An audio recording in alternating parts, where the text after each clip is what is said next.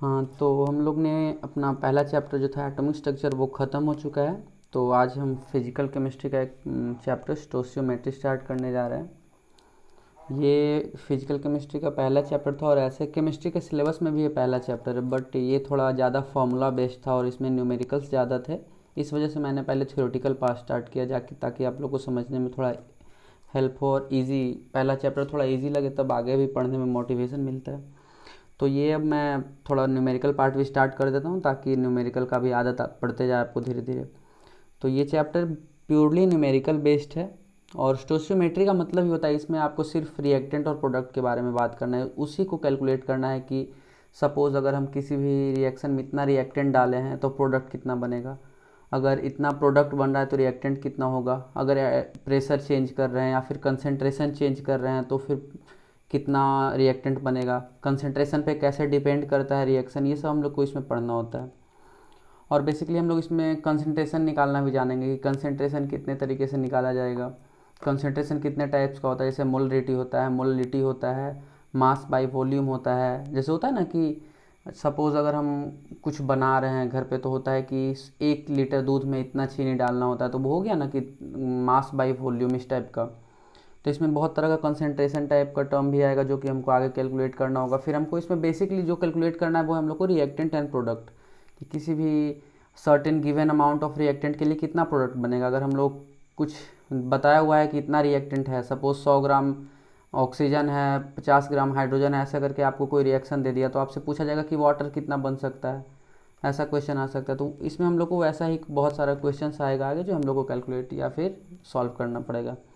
तो सबसे पहले देखते हैं, तो स्टोशियोमेट्री क्या होता है। तो it is the study of reactant and product in a chemical reaction. Chemical reaction में study of reactant and product है।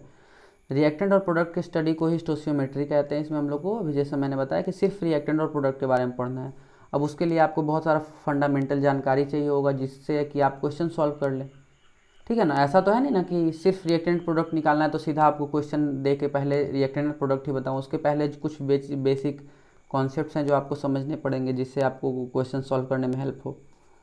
तो सबसे पहले क्या हो, हम लोग इसमें बहुत सारा टॉपिक, जैसे एटॉमिक मास पढ़ना है, मोलिकुलर मास पढ़ना है, मोल कॉन्सेप्ट पढ़ना है जो कि बहुत इंपॉर्टेंट है, मोल कॉन्सेप्ट, एसटीपी एनटीपी पढ़ना है, और भी कुछ टॉपिक्स है जैसे कि average atomic mass. Average atomic mass भी हम लोग को इसी लेक्चर में आज हम लोग कंप्लीट करेंगे। तो ये सब छोटे छोटे टॉपिक्स है जो पहले आप थोड़ा 2-3 लेक्चर तक ये सब टॉपिक्स ही मैं कंप्लीट कर लूँगा, जिससे कि फिर जैसे मैं क्वेश्चन वाला पार्ट शुरू करूँ तो समझने में कोई प्रॉब्लम ना हो। तो चलिए, सबसे पहला टॉपिक है एटॉमिक मास। तो एटॉमिक मास क्या होता है। Mass of an atom is described in terms of atomic mass unit. तो चलिए, एटॉमिक मास का सिंपल सा क्या मतलब हो गया कि किसी भी एटम का मास। एटॉमिक मास मतलब सीधा हो गया किसी भी एटम का मास हम लोग कैसे डिफाइन करते हैं। जैसे कि अगर हम लोग को अपना मास बताना होगा या फिर किसी ऑब्जेक्ट का मास बताना होता है, तो हम लोग क्या करते हैं, उसका केजी में मास बताते हैं कि इसका मास 2 केजी है, इसका मास 3 केजी है। तो हमारे पास एक यूनिट है ना कि केजी। लेकिन एटम बहुत ही छोटा पार्टिकल है, वो इतना छोटा है कि केजी ये सब उसके सामने नेग्लिजिबल चीज़ हो जाएगा, कि 1 केजी में मिलियंस और ट्रिलियंस और कितना सारा एटम्स हो जाएगा, इसका अंदाज़ा तक नहीं है हम लोग को। तो यहाँ पे एक सर्टेन यूनिट होना चाहिए जिससे कि हम लोग एटॉमिक मास को डिफाइन कर सकें, जो कि उसके कंपेरेबल हो, है ना। जैसे कि अब हमको किसी माउंटेन का, अगर सपोज़ बहुत बड़ा पत्थर है या फिर कोई बहुत ही बड़ा ऑब्जेक्ट है, तो उसका हम लोग केजी में नहीं निकालते, उसका हम लोग टन या फिर मेगा टन में हम लोग उसका वेट बताते हैं। उसी तरह अगर कोई एटम है जिसका कि मास बहुत छोटा है, तो उसका केजी में तो नहीं बता सकते ना, उसके लिए उसके कंपेरेबल कोई एटम, कोई वेट होना चाहिए ना, जो कि एटम के लगभग में वेट हो। तो उसी के लिए हम लोग डिफाइन करते हैं एटॉमिक मास यूनिट, जो कि यहाँ एम यू से डिफाइन, मतलब इसका नाम दिया गया है, एटॉमिक मास यूनिट डिफाइन करते हैं। अब देखते हैं कि एटॉमिक मास यूनिट क्या होता है। एटॉमिक मास यूनिट को डिफाइन कैसे किया गया कि एटॉमिक मास यूनिट होता क्या है। तो एटॉमिक मास यूनिट का वजन कितना होता है, ये 1/12 into weight of C12 atom. एक कार्बन का जो एटम है, कार्बन का ये एटम है, इसका सपोज वेट अगर x केजी है या फिर x ग्राम है, तो इसका 1/12 वेट को 1 AMU कहा गया है। अब ये क्यों कहा गया है, नहीं कहा गया, इससे आपको कोई मतलब नहीं है। सिर्फ आपके लिए जानना क्या जरूरी है कि एटॉमिक मास यूनिट किसको कहते हैं। तो एटॉमिक मास यूनिट है 1/12 into weight of C12 atom. Carbon 12 atom जो है, जिसका कि एटॉमिक मास 12 है, जो कार्बन एटम का एटॉमिक मास 12 है, उसके वजन का 1/12 जो भार है, उसी को हम लोग एटॉमिक मास यूनिट कहते हैं। जैसे इसका वजन अगर 12 ग्राम है, सपोज मान लेते हैं, एक आपके कंसिडरेशन के लिए मान लेते हैं कि इसका सपोज अगर वजन 12 ग्राम है, तो 12 इंटू 1/12 यानी कि 1 ग्राम को एक एटॉमिक मास यूनिट कहा गया है। ठीक है, तो इसको डिफाइन सिंपली किया गया कि कार्बन 12 एटम के 1/12 वेट को एटॉमिक मास यूनिट कहते हैं। It is also known as unified mass, इसको यू से भी सिंपली डिनोट किया जाता है, जैसे कि 12U, 13U, 100U, ऐसे करके यू से भी डिफाइन, यूनिफाइड मास भी इसको कहते हैं। तो इससे क्या बता सकते हैं कि कार्बन एटम का कितना मास होगा, 12 mu, जैसे कि 1 mu बराबर कितना है, 1 mu बराबर 1/12 into mass of carbon atom. तो कार्बन एटम का कितना हो जाएगा, 12 mu, ये इधर आ जाएगा, कार्बन का मास हो जाएगा 12 mu। तो 1 mu क्या है ये समझना आपके लिए बहुत जरूरी है, mu बहुत इंपॉर्टेंट चीज़ है, ये समझना आपके लिए बहुत ज़्यादा जरूरी है। तो atomic mass is x mu for different elements. ठीक है, इसको हम हर एलिमेंट के लिए बता सकते हैं कि सपोज लिथियम, बेरिलियम, किसी भी एलिमेंट के लिए हम लोग लिख सकते हैं x mu। x का वैल्यू कुछ भी हो सकता है, उसके रिस्पेक्ट में हम लोग कैलकुलेट करके लिखते हैं। हर एटम का अलग अलग एटॉमिक मास होता है, उसको हम लोग कैलकुलेट करके यहाँ पे लिखते हैं। अब दूसरा टॉपिक क्या आ गया, मोल कॉन्सेप्ट। मोल कॉन्सेप्ट क्या है, सिंपली आपको इसमें मोल के बारे में बताया जाता है कि मोल क्या होता है। एक मोल का नाम अपने केमिस्ट्री में बहुत आपको सुनने को मिलेगा, पूरा फिजिकल केमिस्ट्री मोल पे बेस्ड है। तो मोल होता क्या है, सबसे पहला क्वेश्चन ये आता है। ठीक है, तो हम लोग देखते हैं कि मोल क्या है, मोल कैलकुलेट कैसे होता है और मोल कितना होता है। तीन चीज़ हम लोग को जानना है कि मोल होता क्या है, मोल को कैलकुलेट कैसे करते हैं और मोल कितना होता है। तो सबसे पहले मोल क्या है, मोल एक नंबर है, ये कोई सब्सटेंस, कोई टर्म या कोई फॉर्मूला नहीं है, एक सिर्फ एक नंबर है। जैसे 1, 2, 3, 4, 5 ऐसे करके जो ये सब नंबर है, ऐसे ही मोल भी एक नंबर है। और इसका वैल्यू क्या होता है वो हम लोग आगे नीचे पढ़ने में जा रहे हैं, लेकिन सिंपली अब ये समझिए कि मोल एक नंबर है। एक मोल कुछ भी हो सकता है, एक मोल बनाना भी हो सकता है, एक मोल शू भी हो सकता है, मतलब एक मोल जूता हो सकता है, एक मोल हमारे पास कपड़ा हो सकता है। मतलब मोल एक नंबर है, जैसे होता है ना 1 दर्जन केला, 1 दर्जन केला तो 12 केला, वैसे ही एक मोल में एक नंबर होता है जो भी हम नीचे पढ़ने जा रहे हैं, और वो एक मोल एक नंबर को कहते हैं। जैसे 1 दर्जन है वैसे ही मोल है, सिंपल एकदम, कुछ भी इसमें कॉम्प्लिकेटेड नहीं है। ये एटॉमिक लेवल पे इसलिए बहुत बड़ा नंबर है, और हम लोग इसको एटम को डिनोट करने के लिए करते हैं कि सपोज इतना, अगर 10 ग्राम 20 ग्राम हमारे पास एलिमेंट है तो उसमें कितना एटम होगा, तो उसको हम लोग मोल के टर्म में रिप्रेजेंट करते हैं। तो ये क्या होता है, it is equal to number of mu masses in 1 gram of mass. ठीक है, इसका मतलब क्या होता है कि चलिए 1 mu का सपोज x ग्राम मास है, अगर ऐसा हम लोग मान लेते हैं, तो 1 मोल क्या हो जाता है, 1 mole is equal to x 1 gram by x gram. ठीक है, 1 मोल में कितना mu है वही हो जाता है हमारा मोल। 1 ग्राम में कितना mu वजन है, जैसे कि हम कैसे बता सकते हैं कि 1 टन में कितना kg होता है, तो जितना kg है 1 टन कितना होता है, 1000 kg को 1 टन कहता है। तो 1 टन में 1000 kg है, तो इसमें कितना kg है, यानी कि 1000 kg। तो यही 1000 ही सपोज अगर मोल हम लोग मानते हैं तो ये 1000 ही मोल है। वैसा ही यहाँ पे दिया हुआ है कि 1 ग्राम में, 1 ग्राम मास में कितना mu है, तो 1 mu के वेट से अगर 1 ग्राम को डिवाइड कर देंगे तो हम लोग सिंपली निकाल सकते हैं कि कितना मोल का वैल्यू कितना होता है। तो वहीं यहाँ पे देखिए कैलकुलेट किया गया है, 1 मोल का वैल्यू होता है 1 ग्राम बाई 1 mu। तो 1 gram into 1/12 into weight of C12 atom. अब इसका वेट लिख करके हम लोग सिंपली यहाँ पे डिवाइड किए हैं। ये कैलकुलेशन ही आप खुद से कर सकते हैं, कोई भी बहुत बड़ा कॉम्प्लिकेटेड चीज़ नहीं है। और वहाँ से हम लोग Na का वैल्यू, इसको Na से डिनोट किया जाता है, मोल को, mole is denoted by Na। Avogadro number भी इसको कहते हैं, इसीलिए Na से डिवाइड किया जाता है, Na से डिनोट किया जाता है। और इसका वैल्यू होता है 6.023 इंटू 10⁻23, यही 1 मोल है। अब आपसे कोई बोला कि चलिए मेरे को 1 मोल कपड़ा ला के दो, तो इसका मतलब क्या है कि आपको उसको इतना सारा कपड़ा ला के देना पड़ेगा, 6.023 इंटू 10⁻23 कपड़ा उसको ला के देना पड़ेगा, तब वो 1 मोल हुआ। तो 1 मोल एक टर्म है, जैसे मैंने ऊपर बताया था कि नीचे आपको बताएंगे कि 1 मोल क्या होता है। तो 1 मोल बस एक नंबर है, और वही नंबर है ये 6.023 इंटू 10⁻23। आपको 1 मोल अगर कुछ भी लाने बोला तो इतना आप उसको ला के दे दीजिए, बात खत्म। इसको एवोगाड्रो नंबर भी कहते हैं। ठीक है, एवोगाड्रो नंबर इसी को कहते हैं, 6.023 इंटू 10⁻23 को, और इसीलिए इसको Na से भी डिनोट किया जाता है, एवोगाड्रो नंबर के।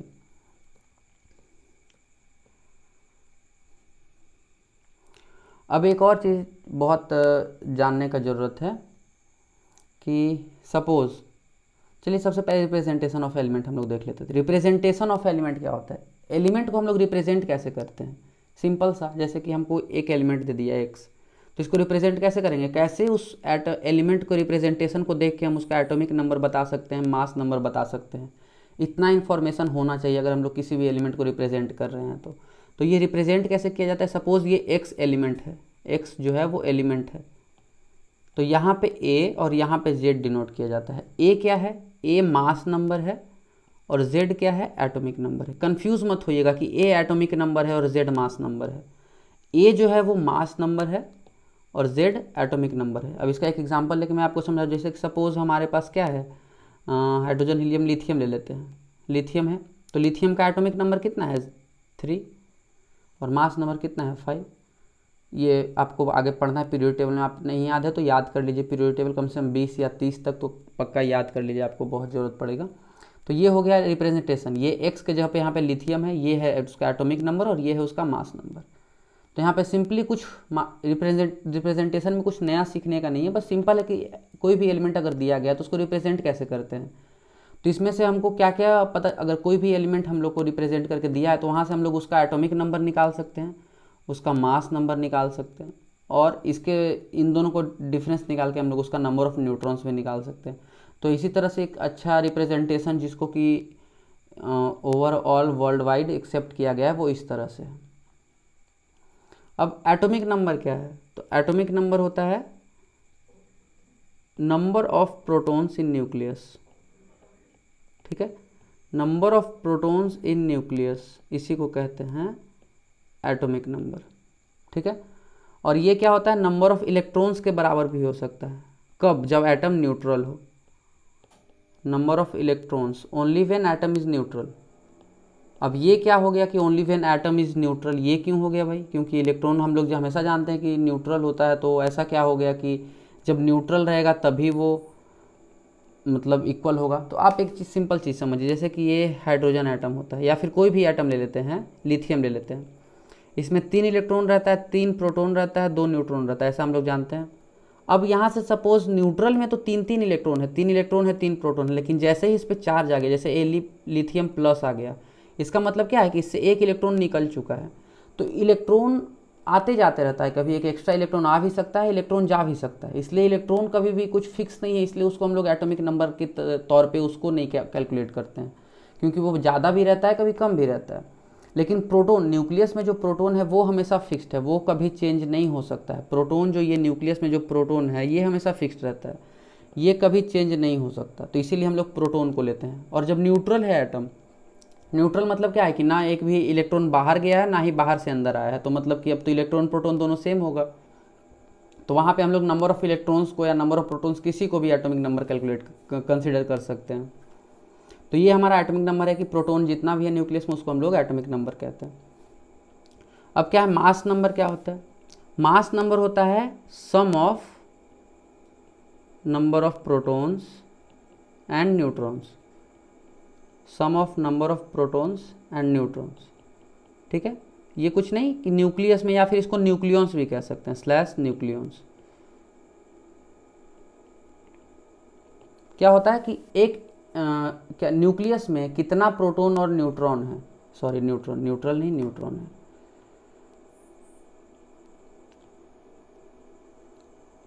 तो एक न्यूक्लियस में कितना नंबर ऑफ प्रोटॉन्स और न्यूट्रॉन्स है, उन दोनों को ऐड करके जो आता है उसको हम लोग मास नंबर कहते हैं। जैसे कि किसी भी न्यूक्लियस में सपोज 3 प्रोटॉन और 2 न्यूट्रॉन है, तो इसका मास नंबर कितना हो गया? 5। अगर 7 न्यूट्रॉन है, 7 प्रोटॉन है, तो इसका मास नंबर कितना हो गया? 14। तो ये हो जाता है मास नंबर। ठीक है, इसको ए से डिनोट करते हैं और इसको जेड से डिनोट करते हैं, अभी हम लोग ऊपर पढ़े हैं। ठीक है, A is equal to mass number और Z is equal to atomic number. तो एटॉमिक नंबर को जेड से और मास नंबर को ए से डिनोट करते हैं। तो ये क्या होता है? Number of protons plus neutrons को ही हम लोग मास नंबर कहते हैं। अब चलिए अगला टॉपिक पे चलते हैं, calculation of average atomic mass. ठीक है, ये बहुत ही इंपॉर्टेंट टॉपिक है, मतलब एक समझने के लिए बहुत ही ज़्यादा जरूरी है। ठीक है, तो देखिए हम लोग, आप जब पीरियोडिक टेबल देखिएगा तो उसमें मास कभी भी बहुत कम का ही है जो कि होल नंबर में है। हमेशा सपोज 33 है तो अगर उसका हम लोग मास नंबर 33 समझ लेते हैं तो उसका जनरली 33.5 या 36.2 ऐसे करके रहता है, मतलब डेसिमल में रहता है।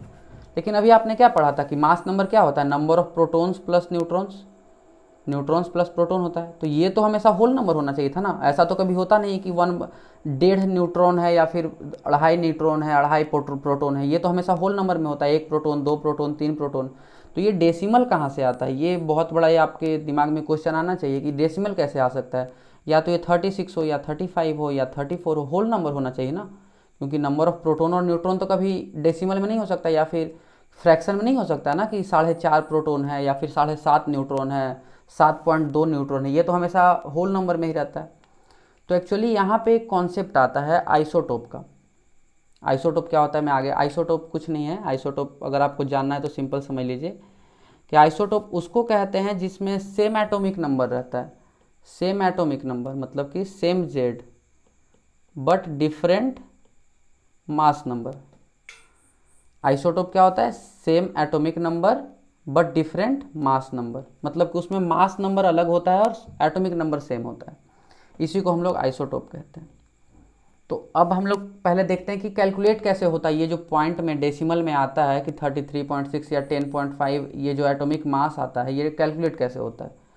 तो आइसोटोप क्या है, जैसे देखिए आपको एक सिंपल समझाने के लिए मैं बता रहा हूँ कि कोई भी ऑब्जेक्ट है उसका एक जगह पे मास सपोज 10 ग्राम है और दूसरे जगह से उसको लिए तो उसका ग्राम 12 ग्राम है, मतलब दूसरे जगह से उसका वजन 12 ग्राम है, एक जगह से 10 ग्राम है, उसका मतलब नेचर सेम है लेकिन उसका मास दोनों का अलग अलग है। तो आप इसको नहीं कंसिडर कर सकते हैं और इसको भी कंसिडर नहीं कर सकते हैं, क्योंकि अगर इसको कंसिडर कीजिएगा तो इसके साथ नाइंसाफ़ी हो जाएगा ना, और अगर इसको कंसिडर कीजिएगा तो इसके साथ नाइंसाफ़ी हो जाएगा। तो केमिस्ट्री में तो पूरा लाइफ टाइम के लिए कोई रूल बनता है ना, तो आप कभी भी 2-3 दिन के लिए तो है नहीं कि अभी इसको लेके काम चला लेते हैं, इसको लेके अभी बाद में देखा जाएगा। तो रूल जब बनता है तो किसी के साथ गलत भी नहीं होना चाहिए, दोनों को बराबर हक मिलना चाहिए, कि इसको भी उतना ही मिलना चाहिए जितना किसको मिला है। तो इसके लिए क्या फॉर्मूला बना था, एक मतलब लॉ दिया गया था कि इसको कैलकुलेट कैसे कर सकते हैं। तो कैलकुलेट करने का सिंपल था कि जितना परसेंटेज है, जो सपोज इसका 10% है, इसका 90% है, तो उसको परसेंटेज के हिसाब से उसका वेटेज भी दिया जाता है। जैसे कि उसको जितना परसेंट उसका रियलिटी में, सपोज अगर हम लोग 100 ग्राम सैंपल ले लिए तो उसमें 12 ग्राम वाला अगर सपोज 90 ग्राम है और 10 ग्राम वाला 10 ग्राम है, अगर ऐसा है तो इसका परसेंटेज कितना हो गया, 90% है, इसका 10% है। तो उसको वजन के हिसाब से जो जितना ज़्यादा संख्या में है, जो जितना ज़्यादा अबंडेंट है, उसको उतना ज़्यादा इंपॉर्टेंस दिया गया था। ठीक है, तो इसका सिंपल फॉर्मूला क्या है, सपोज एक जेड एलिमेंट है, ठीक है ना, और इसका क्या है कि Z1 और Z2, सॉरी हम लोग मास नंबर ले रहे हैं ना, A1 A2 दो मास नंबर है इसका, A1 और A2, ये 70% है, या फिर नंबर क्यों ले, सिंपली अभी ऐसे ही लेते हैं ना, ये सपोज X% है और ये 100 - X% है, ठीक है ना। ये अब समझिए क्या है, एक एलिमेंट है जो कि जिसका एटॉमिक नंबर Z है और उसका दो आइसोटोप है, मास एक उसका मास नंबर A1 है और एक का मास नंबर A2 है, और अबंडेंट कितना है, मतलब कि कोई भी सैंपल लिए तो उसमें A1 जो है वो X% रहता है और A2 जो है वो 100 - X% रहता है। जैसे कि X अगर 10 है तो सपोज A1 का जो मास है, जैसे कि अगर इसका एटॉमिक नंबर 10 है और मास नंबर एक इसका 20 है और एक 22 है, ऐसे करके दो मास नंबर है। ऐसा होता है, आइसोटोप पाया जाता है नेचर में, ये कोई बहुत ही अजीब चीज़ नहीं है। मैं आइसोटोप आपको अच्छे से कुछ देर बाद समझाने वाला हूँ कि आइसोटोप होता क्या है, इसको कैसे, मतलब कितने टाइप के होते हैं, तो ये सब समझने का चीज़ है। ये कोई बहुत ही अजीब चीज़ नहीं है कि आइसोटोप कहाँ से आ गया, होता है ऐसा रियलिटी में, नेचर में ऐसा पाया जाता है कि किसी भी एक एलिमेंट का दो मास हो, ठीक है ना, मास उसका दो होता है, तो वही आइसोटोप कहलाता है। आइसोटोप को मैं अच्छे से समझाऊंगा आगे चल के। तो दो अगर मास नंबर है तो किसी के साथ नाइंसाफ़ी नहीं होना चाहिए, तो दोनों को लेना पड़ेगा। तो एक का परसेंटेज है X% और एक का परसेंटेज कितना होगा, फिर दूसरे का कितना होगा, 100 - X%, समझ रहे ना। अगर एक का X% है तो दूसरे का ऑटोमेटिकली 100 - X% होगा ना। तो अब इसका हम लोग एवरेज एटॉमिक मास निकालने के लिए, जो कि जिसको हम लोग एवरेज एटॉमिक मास कहते हैं, एवरेज एटॉमिक मास, ये कैसे कैलकुलेट होता है, ये होता है A1 × X plus A2 × 100 minus x divided by 100, ये हो गया मास, ए रिजल्टेंट या ए नेट इसको कह सकते हैं। ठीक है, ये हो गया ए नेट। इसको समझिए आपकी ये क्या है।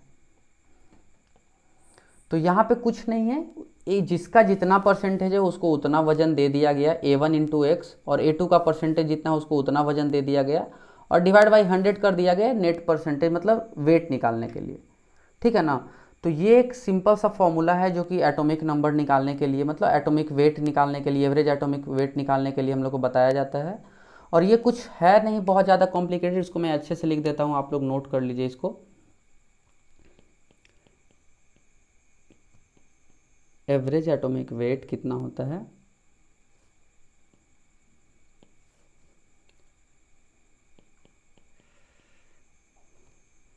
ये हो जाएगा A1 into x plus A2 into कितना उसका है, A2 का कितना परसेंट है 100 माइनस एक्स, और डिवाइड बाई कुछ नहीं, डिवाइड बाई सिर्फ 100 कर दीजिए उसको। ठीक है, ये हो गया हमारा यहाँ पे सिंपल सा एक फॉर्मूला। अब चलिए इसका कुछ एक दो क्वेश्चन सॉल्व कर लेते हैं, जिससे कि हम लोग को अच्छे से कॉन्सेप्ट क्लियर हो जाए, कि कुछ ज़्यादा कन्फ्यूज़न ना रहे। यहाँ पे इधर तो कुछ न्यूमेरिकल टाइप का था नहीं, और है भी तो चलिए मैं आपको करवा देता हूँ कि अगर इलेक्ट्रॉन ये सब ए मोल से लेकर के कोई कॉन्सेप्ट मतलब न्यूमेरिकल है तो वो भी मैं करवा देता हूँ। तो इसको नोट करना है तो आप नोट एक बार कर सकते हैं। ये फॉर्मूला बहुत ही इंपॉर्टेंट है परसेंटेज निकालने के लिए, आपको यही एक फॉर्मूला है और कोई अलग टाइप का फॉर्मूला भी नहीं है। तो चलिए एक क्वेश्चन लेते हैं। एक क्लोरीन नाम का आपने नाम सुना होगा। क्लोरीन हैज़ 2 आइसोटोप, इसका 2 आइसोटोप होता है। ठीक है, एक का मास कितना होता है 35 और 37, इसका 2 होता है। अब अबंडेंस कितना है, अबंडेंस मतलब कितना परसेंट पाया जाता है नेचर में। अबंडेंस है एक का 75%, 35 वाले का एंड 25% रेस्पेक्टिवली। तो क्या है, find average atomic mass, find average atomic mass. बस सिंपल सा है, आपको अभी मैंने जस्ट यहाँ पे फॉर्मूला बताया है कि फॉर्मूला इसका क्या है। सिंपली कुछ नहीं करना है, यहाँ पे सबसे पहले लिखते हैं कि A1 का वैल्यू क्या है। A1 का वैल्यू क्या है, A1 is equal to 35, A2 is equal to 37। अब x कितना है, देखिए यहाँ पे 75 है x, और y कितना है, सॉरी 100 माइनस एक्स कितना होगा, सिंपल बात है ना, 100 माइनस एक्स होगा 25। चलिए अब फॉर्मूला सिंपली पुट कर देते हैं।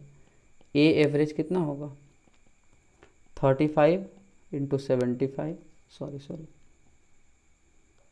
35 into 75 plus 37 into 100 minus 75 divide by 100 is equal to 35 into 75 plus 37 into 25 by 100। ठीक है, ये कितना हो गया, सिंपल आप इसको 3550 बाई 100 हो गया। अब इसको देखिए 35.5। तो एवरेज एटॉमिक मास कितना आया, एवरेज एटॉमिक मास आ गया 35.5। ना ये 35 आया और ना ही 37 आया, ये इन दोनों का परसेंटेज निकाल के जिसका जितना परसेंट है उसको उतना वेटेज दिया गया और उस हिसाब से एवरेज एटॉमिक मास निकल गया जो कि 35.5 आया। ठीक है, इस तरह से आप सिंपल कैलकुलेशन करके आप कोई भी एटॉमिक, कोई भी एटम, कोई भी एलिमेंट का उसका वेटेज के अनुसार उसका मास, एटॉमिक मास निकाल सकते हैं। ठीक है ना। तो ये ऐसा टाइप का आपको बहुत सारा क्वेश्चन मिलेगा जिसको कि आप कर सकते हैं। कुछ भी आपको दे सकता है, किसी का भी 2 आइसोटोप का मास दे सकता है, और आपको सिंपल है कि उसका ये फॉर्मूला यूज़ करके आप उसका एवरेज एटॉमिक मास निकाल लेते हैं। अब चलिए मोल कॉन्सेप्ट से कुछ क्वेश्चंस कर लेते हैं। ठीक है, तो चलिए एक क्वेश्चन यहाँ पे है, कैलकुलेट नंबर ऑफ इलेक्ट्रॉन्स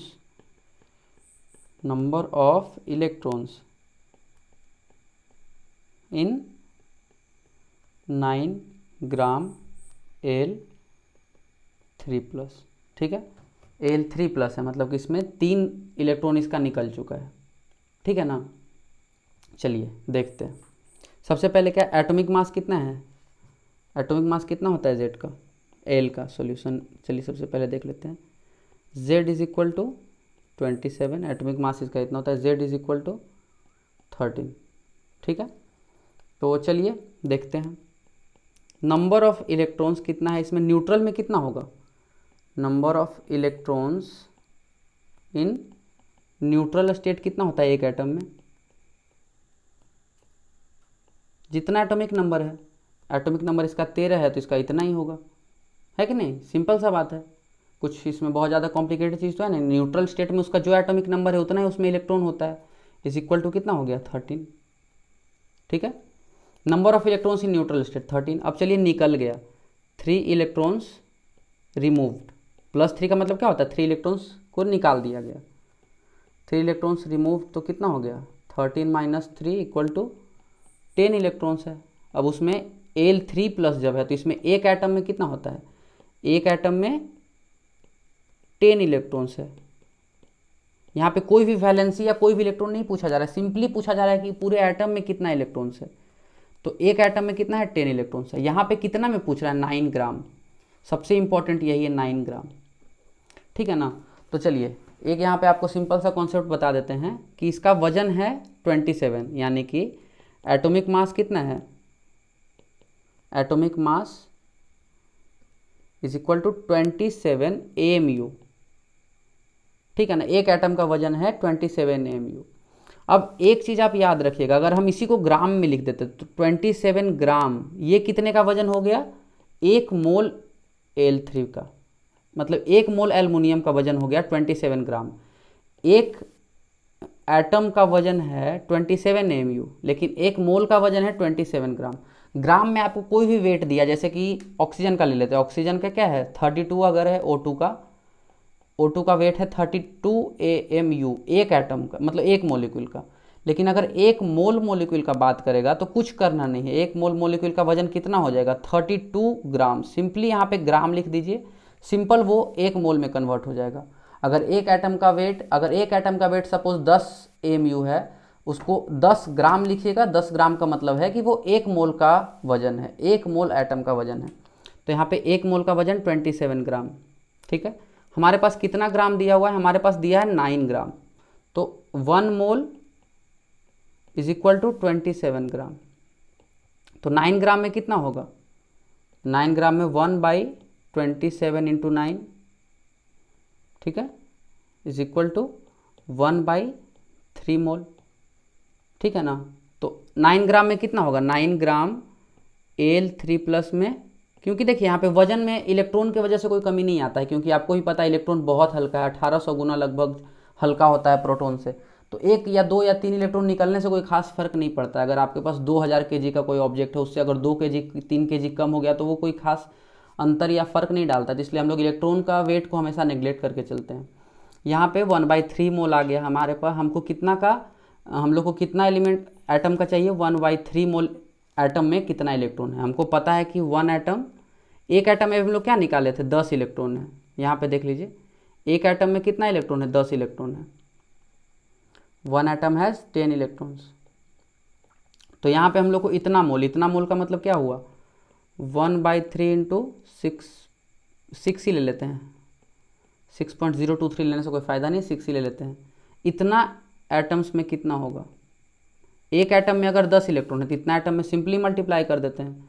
तो इतना एटम में कितना होगा 1/3 × 6 × 10⁻23 × 10। एक एटम में 10 इलेक्ट्रॉन है तो 10 एटम में कितना होगा 100, 20 एटम में कितना होगा 200, 30 एटम में कितना होगा 300, 20 एटम में होगा 200, 30 एटम में होगा 300।